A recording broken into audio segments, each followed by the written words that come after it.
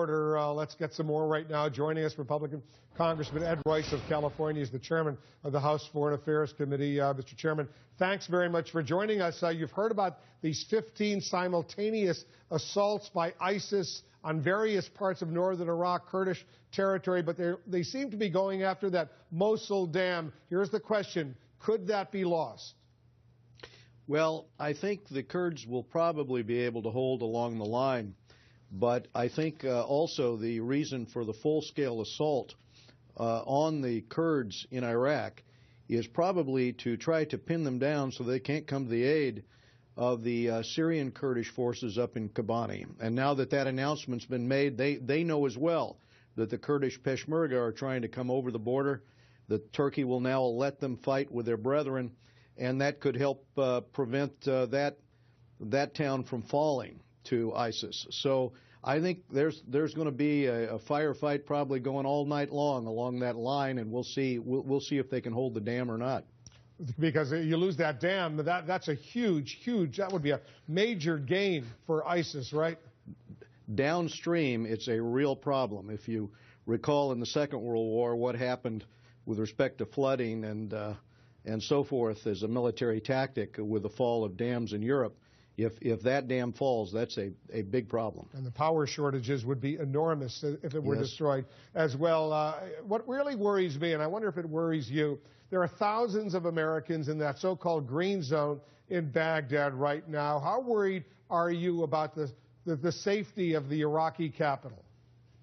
Well, I think they'll hold outside the capital, but part of the problem is that some of the ISIL forces have snuck in and are carrying out terrorist attacks, of course, suicide bombing.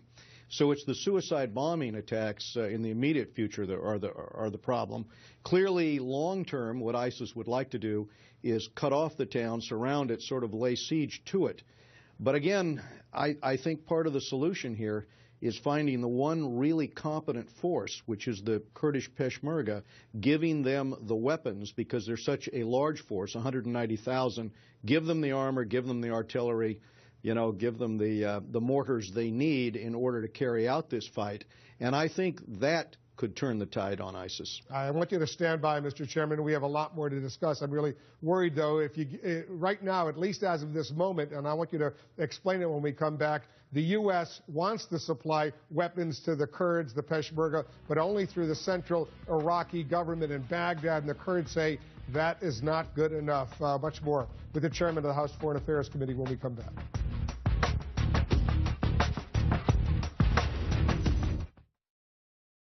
We're following the breaking news: a violent new push by ISIS terrorists to grab more Kurdish-controlled land in northern Iraq.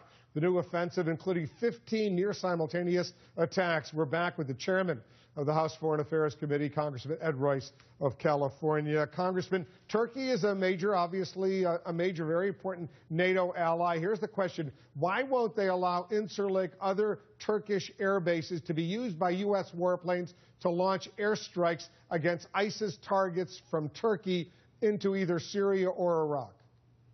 This has always been a frustration in dealing with the Turkish government, the lack of cooperation.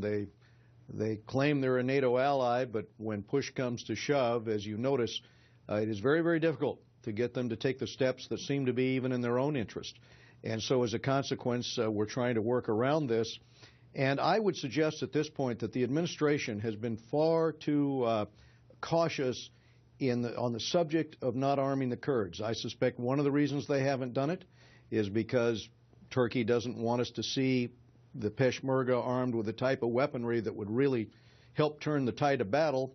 And the second point I would make in this regard is that whether Turkey allows us to use those air bases or not, we have to pre-position enough in the way of air power to truly do the types of air strikes that have not yet been done, for example, in Anbar province. In other words, we've got to get up there with the support for those who are resisting ISIS, and we're awfully late in the game in that.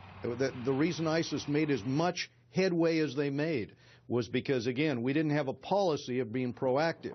So we're allowing others, whether it's Baghdad or the government in Turkey, to sort of dictate our decisions here. Our decisions have to be driven by what what steps will help defeat ISIS, and that is arming the Kurds and much more in the way of air power and calling in those airstrikes across the board on ISIS. Is it still a fact, you know more about this than I do, you're well briefed, Mr. Chairman, that the U.S. arming of the Kurds in Iraq, all of those weapons that are eventually supplied, and right now they're relatively modest, still have to go through the central government in Baghdad and then shipped to the Kurds? There's no direct shipment from the U.S. to the Kurds.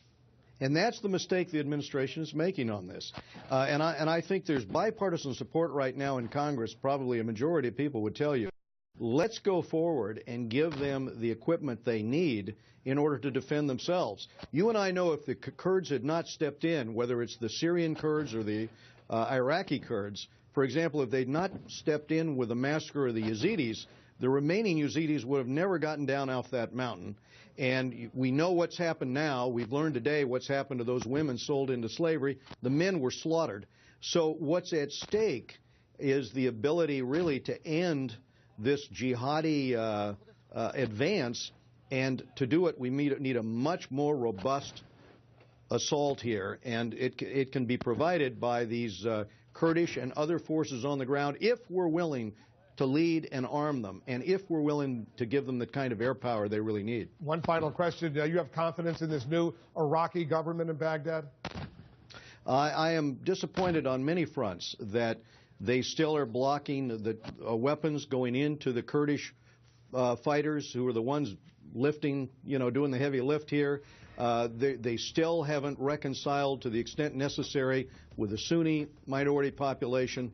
This has been a very, very disappointing time. And again, I think it takes more leadership in terms of forcing Baghdad to do what's, at this point, in its own interest, which is defeat ISIS. Ed Royce is the chairman of the House Foreign Affairs Committee. Mr. Chairman, thanks for joining us.